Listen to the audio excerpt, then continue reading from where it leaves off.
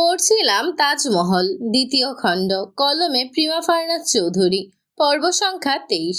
তাজনাকে একটা হলুদ রঙের ফ্রক পরিয়ে দিল শাইনা। কাঁচা ঘুম ভেঙে যাওয়ায় সে ঠোঁট টেনে টেনে কাঁদছে। তৌসিফ বলল, এই রে, বুড়ি কান্না শুরু করে দিয়েছে কেন? শাওন বলল, বাপের সামনে ঢং দেখানোর জন্য। মেয়ে কাঁদবে, বাপ সেটা দেখে বলবে আমার মেয়েকে কাঁদালি কোন শালা। শারমিলা, সাবরিন, তৌসিফ উপস্থিত সবাই একসাথে হেসে ফেলল। শারমিলা বলল, বাপের কোল পেলে শান্ত হয়ে যাবে। তৌসিফ বলল, আরো বেশি কাঁদলে তখন তো সমস্যা। শাইনা তার কপালে একটা চুমু দিয়ে তৌসিফের কোলে দিয়ে ফেলল। তৌসিফ বেরিয়ে গেল তাকে নিয়ে। Side side side, big mother যাচ্ছেন। আফসার সাহেব বললেন, নানুমণি আব্বার সাথে দেখা করতে যাচ্ছে, কাঁদছে কেন? তৌসিফ বলল, আপনার নানুমণি এত মানুষের হইচই দেখে ভয় পেয়ে গেছে। তার কান্না থামছে না কিছুতেই। তাই শাহিদা বেগম তৌসিফের কোল থেকে নাতনিকে নিয়ে ফেলে বললেন, দাঁড়াও বাবা, ওর বোধহয় খিদে পেয়েছে, এভাবে নিয়ে যেও না। তিনি নাতনিকে নিয়ে চলে এলেন। শাইনাকে চুপিসারে বললেন, ওকে একটু খাইয়ে দে, ঘুম থেকে ওঠার পর কিছু খাওয়াতে হয়। শাইনা চেয়েছিল খাওয়াতে, কিন্তু ঘর ভর্তি মানুষ দেখে আর পারেনি। তাজনা খেয়ে দিয়ে শান্ত হয়ে আবারও চাচার কোলে চড়ে গেল। তৌসিফ তাকে নিয়ে বেরিয়ে গেল। আচমকা বাড়িতে হাজির হওয়ায় ছেলেকে দেখে রওশনরা, তাজউদ্দিন সিদ্দিকী সবাই বেশ খুশি হয়েছেন। তবে অসন্তুষ্ট এক জায়গায়, এভাবে কাউকে না জানিয়ে চলে আসার সিদ্ধান্ত নেওয়াটা। বইয়ের কথা এভাবে হুটহাট সিদ্ধান্ত নিতে থাকলে তো বেশ সমস্যা। তাজদার বুঝিয়ে বলল ব্যাপারটা জটিল, না এসে সে সমাধান করতে পারছিল না, তাই চলে আসতে হয়েছে। শাইনাকে নিয়ে আরো অনেক কথাবার্তা চলল সেখানে। রওশনারা ছেলের বউ নিয়ে মোটামুটি সব ধরনের অভিযোগ তুলে ধরলেন ছেলের সামনে। তাজউদ্দিন সিদ্দিকী বললেন, তুমি পছন্দ করে বিয়ে করেছ, এখন ওকে কিছু বলার দরকার হলে তুমি বলবে, আমরা সেখানে কি বলবো? তোমার হয়ে কথা বলতে গেলেও তোমার শাশুড়ির শত্রু হয়ে যাব। তোমার মা কি না কি বলেছে তা নিয়ে তোমার বউ কান্নাকাটি জুড়ে দিয়েছে। তোমার ভালোর কথা বললেও সমস্যা বেড়ে যাচ্ছে। তাই আমি তোমার আম্মুকে বলেছি কোনো ব্যাপারে কথা না বলতে। যাওয়ার আগে তোমার আম্মুর সাথে ওর কথা বলিয়ে দিও। ওর শাশুড়ি বৌমা নাকি কথাবার্তা বলে না অনেক দিন। তাজদার চুপচাপ শুনল পুরোটা। তাসনুভা চা এনেছে। তাজদার চায়ের কাপে চুমুক দিতে দিতে জানতে চাইলো, আম্মু কখন ওর সাথে কথা বলা বন্ধ করেছে? আমার চেয়ে আম্মু তো ওকে বেশি চেনে জানে। শাশুড়ি হওয়ার পর সম্পর্কে কি বদলে যায়? তার আশ্চর্য লাগছে। শত্রু তো সে ছিল, সে ওদেরকে পছন্দ করতো না, আম্মু করতো। আম্মু বরং শাইনাকে প্রোটেক্ট করতো। তাহলে তাহলে ছেলের বউ হওয়ার অপছন্দের তালিকায় কেন গেল? এত মনমালিন্য কেন বাড়তে লাগলো? রওশনারা তাকে খুলে বলল যা যা হয়েছে।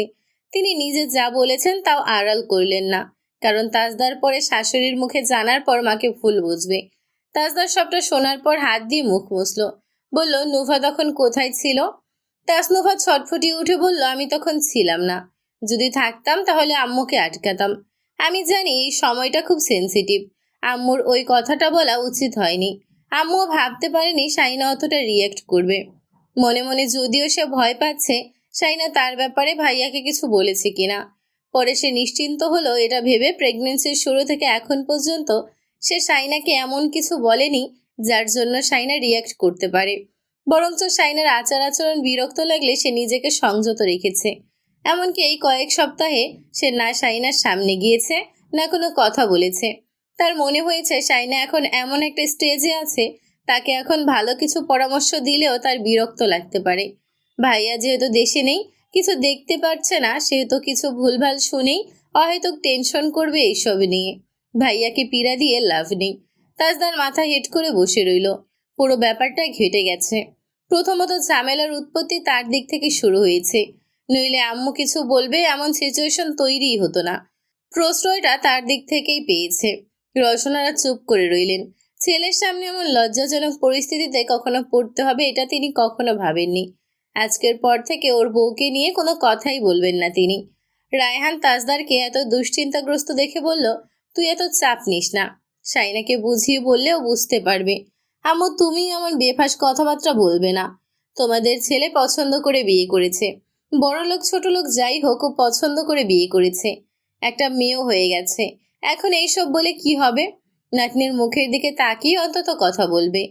তোমরা পরিস্থিতি জটিল করে ফেলছো, এখন ওকে এসে সমাধান করতে হচ্ছে। রওশনারা ছেলের মাথায় হাত রাখলেন। ছেলেকে যতটা সম্ভব সান্ত্বনা দিলেন। তাজউদ্দিন সিদ্দিকী বললেন, বাদ দাও, সংসারে এমন অনেক কিছুই হবে। তোমার মায়ের ওকে কিছু বলার অধিকার আছে। অধিকার থাকলেই সব বলা যায় না। অবশ্য এটা বলতে গিয়ে সে নিজেই আটকে গেল। শাইনার মুখে এই সম্পর্ক ভাঙার কথা ওঠার আগ অব্দি তার মনে হয়নি, তার মাথায় আসেনি একটা কথা থেকে অনেক ভয়াবহ ঝামেলার সৃষ্টি হতে পারে। কথার উপরই একটা সম্পর্ক বেঁচে থাকে। এই দুর্বল নড়বড়ের সম্পর্কের সুতোটা শক্ত হওয়ার আগেই ছিঁড়ে যাচ্ছে শুধু কথার জন্য। এখন সবটা কিভাবে ঠিক করবে সে? মাথার রগ দপদপ করছে। তাজদার মা বাবা ভাই বোনের সাথে কথা বলায় তখনও ব্যস্ত ছিল। ঠিক সেই মুহূর্তে হই হই করে তৌসিফ ঢুকলো বাবুকে নিয়ে। ফিস ফিস করে হুঁশিয়ারি দিল, আনিস ভাই আর শাওনরা আসছে, ফালতু বকা বন্ধ করো সবাই। বাপ জ্যাঠাকে একচোট বকে দিল সে। তাজদার দাঁড়িয়ে পড়ল। এতক্ষণের গুমট পরিবেশ মুহূর্তেই পাল্টে গেল বাবুর আগমনে। সে হাত বাড়িয়ে দিল। তৌসিফ তার কোলে তুলে দিতে দিতে তিতলি আর তাসনুভাকে বলল, ফুল নিয়ে আয়। ঝিমলি ফুল নিয়ে এলো। তাজদারের কোলে বাবুকে দিতেই উপর থেকে ফুল ঝরে পড়তে লাগলো বাবা মেয়ের মাথার উপর। তাজদারের ঠোঁটে হাসি ফুটল। নিজের অংশ, নিজের অস্তিত্ব, নিজের রক্ত। কপালে প্রথম পিতৃস্পর্শ রাখল সে। তারপর কপালে গালে অবিরত ছোট ছোট চুমুতে ভরিয়ে দিল। নিজের মাথা দিয়ে মেয়ের মুখের উপর ছাদ হয়ে দাঁড়ালো, যাতে মুখে ফুলের পাপড়ি না পড়ে। আনিস তিতলিকে উদ্দেশ্য করে বলল, হয়েছে, আর ফুল ছিটানোর দরকার নেই, বাবুর চোখে পড়বে। তাসনুভা হাতের মুঠোয় থাকা ফুলের পাপড়িগুলো তার মুখের উপর ছুঁড়ে মেরে হনহনিয়ে চলে গেল। সবকিছুতেই ওনার নাক গলাতে হয়। আনিস চুল থেকে পাপড়ি ছেড়ে দুলাভাইদের পাশে গিয়ে বসলো। শাইনার বড় দুলাভাই বলল, বিয়াইন হুট করে রেগে গেল কেন? আনিস শোনেনি এমন ভাব ধরে বলল, ওর আমাদের বাড়িতে যাওয়ার দরকার ছিল। কেকটা কাটুক। আনিস আর শাইনার দুলাভাইয়ের সাথে তাজদারদের মোলাকাত আসার সাথে সাথেই হয়েছে। কিছুক্ষণ আগে কেক আর মিষ্টি সন্দেশের পার্সেলটা রিসিভ করতে গিয়েছিল আনিস। তাজদার বিকেলে তাকে জানিয়েছিল সে এয়ারপোর্টে নামবে কিছুক্ষণ পর। ঘটনা শোনার পরে আনিস স্তব্ধ হয়ে গিয়েছিল। সে ভাবতেও পারেনি তাজ তাকে সত্যি সত্যি বলছে। তাজদার নিজেই মিষ্টি সন্দেশ কেক অর্ডার দিয়ে রেখেছিল। আনিসকে বলেছে রিসিভ করে নিতে। সেগুলো রিসিভ করে নিয়ে এসেছে আনিস। রওশনারা মধু নিয়ে এলেন ছোট্ট একটা পেয়ালায় করে। তাজদারকে বলল, আঙুলে করে নিয়ে একটু খাইয়ে দাও। তাসনুমা বলল, হাত স্যানিটাইজ করতে হবে আগে। তাজদার তার কথা মতো হাত ধুয়ে এলো। তারপর তাসনুভা তার কোলে এনে দিল বাবুকে। আঙুলের মাথায় হালকা মধু নিয়ে বাবুর ঠোঁটের ফাঁকে রাখলো সে। নরম তরম ঠোঁট দিয়ে বাবার আঙুল কামড়ে ধরল সে। তাজদার হঠাৎই হেসে ফেলল। আঙুল খেয়ে ফেলবেন নাকি? হাসছে সে। রওশনারা এবার একটু নিশ্চিন্ত হলেন। বুকের উপর এতক্ষণ একটা পাথর চাপা ছিল তার দুশ্চিন্তাগ্রস্ত চেহারা দেখে। মেয়েকে নিয়ে কেক কাটলো তাজদার। মেয়ের হাতটা কেকের এক পাশে ডুবিয়ে হাত থেকে চেটেপুটে কেক খেলো। বাবু তখনই গল গল করে দুধ সাদা বমি করে দিল বাবার বুকে। সবাই একসাথে হেসে উঠল। সেরেছে। আনিস হঠাৎই বলল, বড় আম্মা, আম্মা ওখানে আয়োজন শুরু করে দিয়েছে। তাজ আজকে দুলাভাইদের সাথে আমাদের ওখানে খাবে। রায়হান ভাই, তৌসিফ আর বড় আব্বারাও সবাই। তাসনুভা বলল, মোটেও না, আজকে সবাই আমাদের এখানে খাবে। আমার ভাইয়া নিজের বাড়িতে আগে খাবে, তারপর শ্বশুর বাড়িতে। আনিস বলল, বলে লাভ নেই, আম্মা অলরেডি আয়োজন শুরু করে দিয়েছে। তাসনুভা রাগে ফুঁসছিল। রায়হান বলল, তুমি কাল তোমার রান্না খাওয়াবে সবাইকে। আজ ওদের বাড়িতে যেহেতু আয়োজন হয়ে গেছে। তাসনুভা রাগ করে চলে গেল সেখান থেকে। সেখানকার পুরো দৃশ্যটা ভিডিও করছিল শাওন। ভিডিও শেষে সে শাইনার হোয়াটসঅ্যাপে পাঠিয়ে দিয়ে বলল, দেখ, এখানে ঈদ লেগে গেছে। শাইনা বাবুর কাপড় চোপড় কাঁথা কম্বল ভাঁজ করছিল। আম্মা শুকিয়ে এনে দিয়েছে, ভাঁজ করা হয়নি। ঘরটা গোছগাছ করতে হবে, এলোমেলো হয়ে আছে। তখনই শাওনের ভিডিওটা এলো। ভিডিওটা চালু করে সে কাজ করতে লাগলো। ব্লু রঙা শার্ট পরনে তাজদার সিদ্দিকীর কোলে হলুদ ফ্রক পরা একটা ফুল জলজল করছে, যেটাতে তাজদার সিদ্দিকী সব ভুলে পরম মমতায় অজস্র আদরে ভরিয়ে দিচ্ছে। ভিডিওটা বারবার শেষ হয়ে আবার শুরু হতে লাগলো। তবুও শাইনার তৃষ্ণা মিটল না। শাইনার নাকি একজন মায়ের, যে তার সন্তানকে পিতৃস্পর্শ পেতে দেখে সন্তুষ্ট হচ্ছিল। বুকটা ভরে যাচ্ছিল একটা অদ্ভুত অচেনা সুখে। হয়তো হয়তো তাজদার সিদ্দিকী সুদূর লন্ডন থেকে এই দৃশ্যটা দেখতে পায়নি বলে মনোকষ্টে তাকে ওই কথাটা বলে ফেলেছিল। তাজদার হঠাৎ দেশে ফেরার সিদ্ধান্ত নিয়েছিল, তাই তেমন কিছু কেনাকাটা করতে পারেনি। তবে হরেক রকমের চকলেট এনেছে। বাবু, বাবুর মা আর বাড়ির ছোট সদস্য তিতলি, তাসফিনের জন্য অল্প স্বল্প কেনাকাটা করেছে। সাথে আনিসকে দিয়ে কেক, মিষ্টি কিনে আনিয়েছে। যদিও বাবুর জন্মের পর পুরো পাড়ায় মিষ্টি বিলানো হয়েছিল। অনেকে মুখ মুচড়ে ছিল এই বলে, মেয়েই তো হয়েছে, মিষ্টি বিলানোর কি দরকার। কিন্তু তাজদারের কথা মতো ঘরের সদস্য সংখ্যা অনুযায়ী মিষ্টি বিলিয়েছিল তৌসিফ আর শাওন মিলে। শ্বশুরবাড়ির জন্য যা যা এনেছে তা ইতোমধ্যে পাঠিয়ে দিয়েছে শ্বশুরবাড়িতে। তিতলির গলার আওয়াজ শোনা যাচ্ছে। শাইনা তার গলা শুনে ঘর থেকে বের হলো। শারমিলা এসে বলল, ফকিন্নিদের মতো এটা কি ওড়না পরেছিস? যা কাপড়টা পাল্টা। এটার রঙই এমন, গত সপ্তাহে নামিয়েছি পরার জন্য, তাও পাল্টা। রঙিন কিছু পর। এটা কোন দিকে খারাপ পাপা? এত কথা বলিস কেন? যেটা বলেছি সেটা কর। শাইনা আবারও ঘরে চলে গেল। আলমারির ভাঁজ থেকে নতুন একটা কাপড় নামালো। এটা তার মামা শ্বশুর দিয়েছিল বাবু হওয়ার পরে। সেলাই করার পর একবারও সে পরেনি। বেবি পিঙ্ক, নীল আর সোনালি রঙের উপর। পুরো ড্রেসটা দারুণ সুন্দর। কটনের উপর এমব্রয়ডারি কাজ করা। সেটা পরে বের হতেই দাদিমা সরু চোখে তার দিকে তাকালো। শাইনা বলল, এভাবে তাকাচ্ছ কেন? লাল টকটকে কিছু পরতে পারস নাই? শাইনার কিছু বলতে ইচ্ছে করলো, কিন্তু সে নিজেকে সংযত করলো। কারণ সে কিছু বললেই দাদিমা এমন কিছু তাকে বলবে যেটা সে সহ্য করতে পারবে না। চিৎকার দিতে ইচ্ছে করবে। শারমিলা এসে বলল, এটা ঠিক আছে, মুখে কিছু মাখ। মুখটা কেমন করে রেখেছিস? এত শুকনো কেন? আপা, বেশি কথা বলো তোমরা। বাবু কাঁদছে, নিয়ে আসো। বাবুর কান্নার শব্দ আরো গাঢ় হচ্ছে। আম্মা, বাবুকে নিয়ে আসো, কাঁদছে। শাহিদা বেগম বললেন, কাঁদুক, ওর বাপের কোলেই কাঁদছে। আনিস ভেতরে ঢুকে এলো। বলল, আম্মা, শাওনকে বাজারে পাঠাচ্ছি, কিছু লাগলে বলো, ও নিয়ে আসবে। ভাবি, ফ্রুটস আছে কিনা দেখো। সাবরিনা এসে বলল, আপেল শেষ হয়ে গেছে, আর হ্যাঁ, মিষ্টি দই লাগবে, আর কিছু লাগবে না। শাহিদা বেগম এসে বলল, আইসক্রিমের কথা বলবা না? ও হ্যাঁ, আইসক্রিম আছে অল্প, আরও লাগবে। ভ্যানিলা ফ্লেভারটা আনতে বলেন। শাওন এসে আনিসের হাত থেকে টাকা নিয়ে বাজারের উদ্দেশ্যে রওনা দিল। আশরাফ এসে বলল, আম্মা, আব্বা কোথায়? তাজ এসেছে। সাবরিনা? সাবরিনা মাথায় কাপড় তুলতে তুলতে সাড়া দিল, জি। দাদিকেও নিয়ে আসো। জি, আসছি। শাহিদা বেগম শাশুড়ি আর পুত্রবধূকে নিয়ে বসার ঘরে গেলেন। পর্দার আড়ালে দাঁড়িয়ে সাবরিনা সালাম দিয়ে বলল, সবাইকে চমকে দিয়েছেন ভাইয়া। তাজ অল্প করে হাসলো। মেয়েকে সামলাতে সামলাতে বলল, হ্যাঁ, কেমন আছেন? আছি আলহামদুলিল্লাহ, ভালো। বুড়ি কাঁদছে কেন? নিশ্চয়ই কোনো অসুবিধা হচ্ছে। এত ভারী ফ্রকটা পরানোর দরকার ছিল না। আচ্ছা, আমি একটা পাতলা গেঞ্জি নিয়ে আসি। শাইনা? জি। শাইনা সারা বসার ঘর অব্দি চলে এলো, তাজদার সিদ্দিকির কানেও। সাবরিনা যেতে যেতে বলল, বাবুর জন্য একটা পাতলা গেঞ্জি দাও। সেই ফাঁকে শাহিদা বেগমের সাথে, আফসার সাহেবের সাথে, দাদিমার সাথে তাজদারের অনেক কথোপকথন চলল। সবাই খুব আস্তে ধীরে কথা বলছিল যাতে শাইনার কান অব্দি না যায়। শেষের দিকে দাদিমা বললেন, আচ্ছা, মিয়া যখন এসে পড়েছে তখন তার বিবিকে সেই সামলে নেবে, তোমরা এত টেনশন করো না। আর কি বলো নাজ জামাই? তাজদার মুচকি হাসলো। দাদিমা জানতে চাইলেন, মেয়ে কার মতো হয়েছে? আমার মতোই। স্বভাব নিশ্চয়ই মায়ের মতো হবে, শান্ত। রাগ ওঠা অব্দি সবাই শান্ত। দাদিমা হেসে বললেন, মা মেয়ে দুটোই মাথা খাবে এবার। দল কার ভারী হয়েছে বোঝা যাচ্ছে না এখনো। দাদিমা হাসলেন। শাহিদা বেগম নাস্তার আয়োজন করে ফেলেছেন। তাজদার মানা করে দিল, সে আর কিচ্ছু খাবে না, শুধু এক মগ কফি হলেই যথেষ্ট। মাথা ধরে আছে। আনিস বলল, তুই শাইনার সাথে দেখা করে আয়, কফি পাঠাচ্ছি আমি। তাজদার তার সাথে কথা বলতে বলতে মেয়েকে নিয়ে ভেতরে চলে গেল। শাইনা দরজার কাছেই দাঁড়িয়েছিল। আনিসের সাথে সাথে কথা বলতে বলতে তাজদার দরজার কাছটায় তাকানো মাত্রই শাইনার সাথে চোখাচোখি হয়ে গেল, এক মুহূর্তের জন্য। অথচ মনে হলো কি যেন লণ্ডভণ্ড হয়ে গেল। সে সৌজন্যতার খাতিরে সালাম দিল।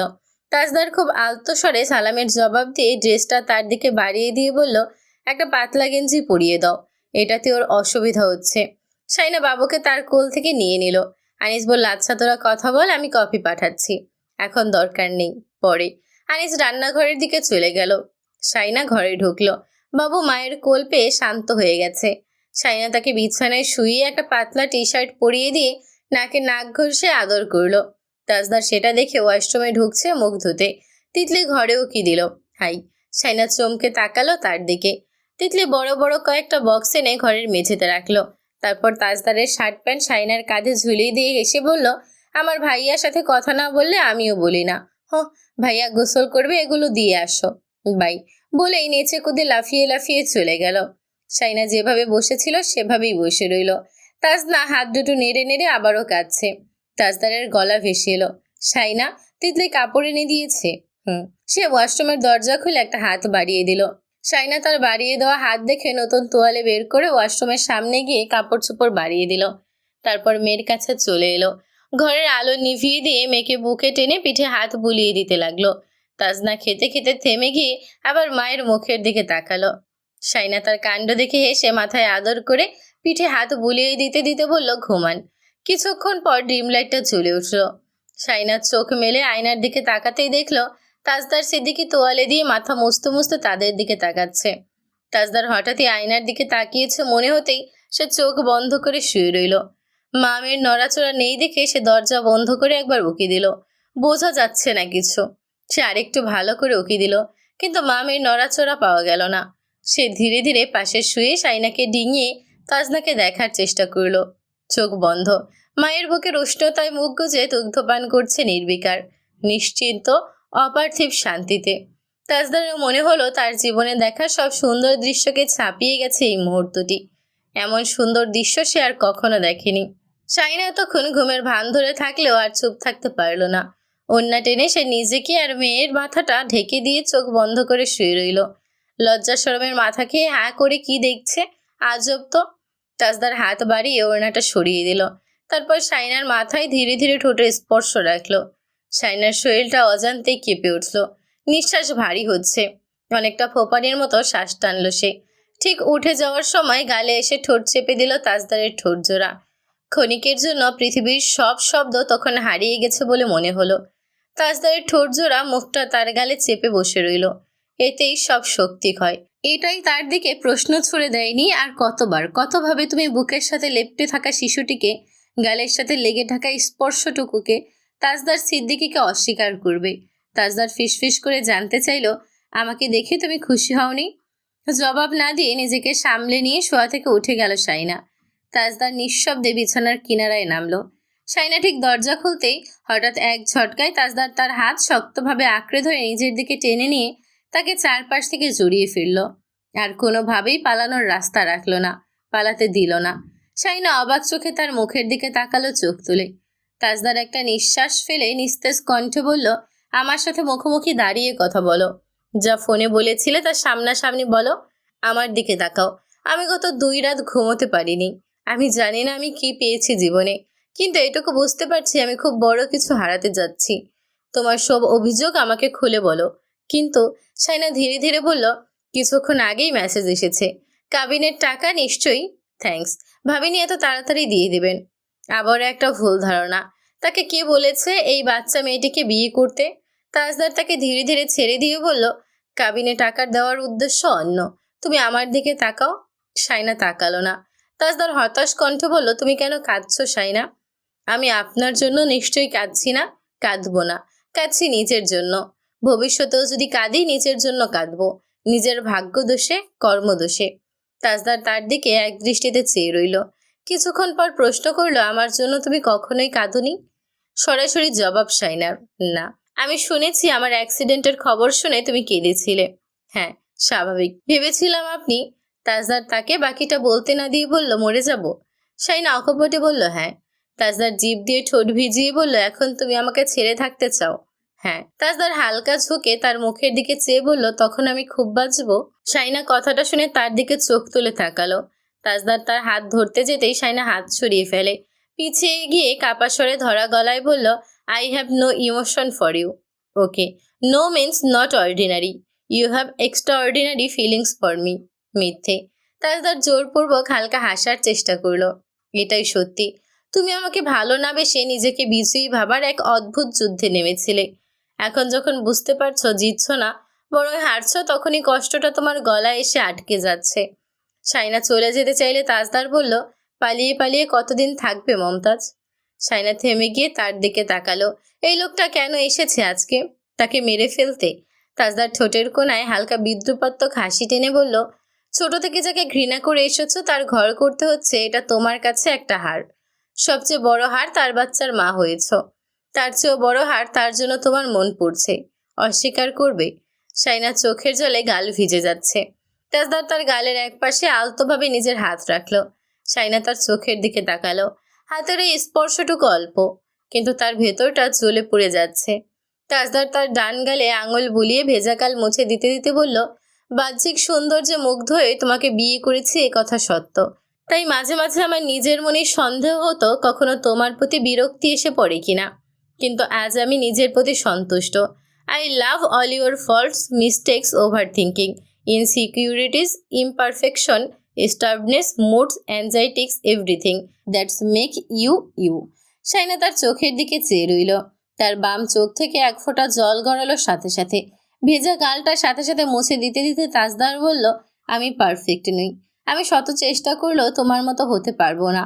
তবে তুমি হাজারটা অভিযোগ জমাও, আমি অভিযোগের ভার নিতে না পেরে একদিন হয়তো তোমার মন মতো হয়ে উঠব। সেই একদিনটা মৃত্যুর আগ অবধি যে কোনো একদিন আসবেই।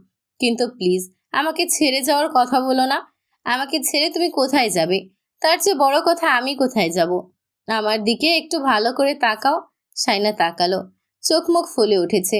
তাজদার দু হাত তার দুগালের পাশে রাখতেই শাইনা ফপিয়ে উঠে আবারও চেপে গেল। তাজদার বলল, আমি লোকটা ভীষণ খারাপ না? তোমাকে খুব কষ্ট দিই? বিনিময়ে তুমিও আমাকে কষ্ট দাও। কিন্তু পালাতে চাইছো কেন? পালিয়ে গেলে আমাকে মুক্তি দেওয়া হয়ে গেল না? তুমি আমাকে মুক্তি দেবে কেন? এই যা, আমি তোমাকে আবারও জোরাজুরি করছি। তোমার আমার সম্পর্কটাই অমন। যাই করি না কেন সবটাই দোষের। শাইনা দাঁড়িয়ে রইল। তার চোখ থেকে নীরবে জল গড়াচ্ছে। তাজদার তার হাত তুলে হাতের উল্টো পিঠে একটা চুমু খেয়ে বলল, আর রইল কাবিনের টাকাটা। মানুষ নিয়ম বানিয়েছে বউ দিয়ে ফেলার সময় কাবিনের টাকা দেওয়ার। আমি নেওয়ার সময় দিলাম। আমি তোমার কাছ থেকে তোমাকে নিয়ে নিলাম পুরো কাবিনের টাকাটা দিয়ে। রাতের খাবার দাবার সবাই মজা করে খেয়েছে। খাওয়ার সময় তাজদার জানালো তারা কাল ঢাকায় চলে যাবে। ফ্ল্যাটে থাকবে যে কয়দিন আছে। তারপর শাইনাকে বাড়ি দিয়ে চলে যাবে। তাজউদ্দিন সিদ্দিকী বলল, তোমার যা ইচ্ছে। শাইনা রান্নাঘরটা সবার হাতে হাতে সামলে দিয়ে ঘরে এসে দেখলো বাবা মেয়ে একই ভঙ্গিতে ঘুমাচ্ছে। পা একটা লম্বা করে আরেকটা একটু কুড়িয়ে। সে বিছানার নিচে হাঁটু মুড়ে বসে বিছানায় আলতো করে মাথা রেখে তাজদার সিদ্দিকীর দিকে চেয়ে রইল। মুখ, গাল, কপাল, ঠোঁট সব আজ এক নজরে দেখে নিল সে। এমন নির্লজ্জের মতো করে তাজদার সিদ্দিকীকে কখন দেখেছে সে? অনেকক্ষণ পর খেয়াল হলো মাথার নিচে বালিশ রাখেনি। সে ধীরে ধীরে বালিশ দিল তাজদারের মাথার নিচে। মাথাটা আবারও পড়ে গেল বালিশ থেকে। ওখানে কি এভাবেই এলোমেলো হয়ে বালিশ ছাড়া ঘুমায়? সে বিছানায় উঠে বসলো। মাথার নিচে এবার ভালোভাবে বালিশটা রাখলো। কিছুক্ষণ পর মাথাটা স্বেচ্ছায় তার কোলের উপর উঠে এলো। কোমরের চারপাশ জড়িয়ে ধরে যেখানে মাতৃত্বের প্রথম দাগ বসেছে, সে সেলাইয়ের দাগ তাজদার সিদ্দিকীর ঠোঁটজোড়া ধীরে ধীরে স্পর্শ করলো।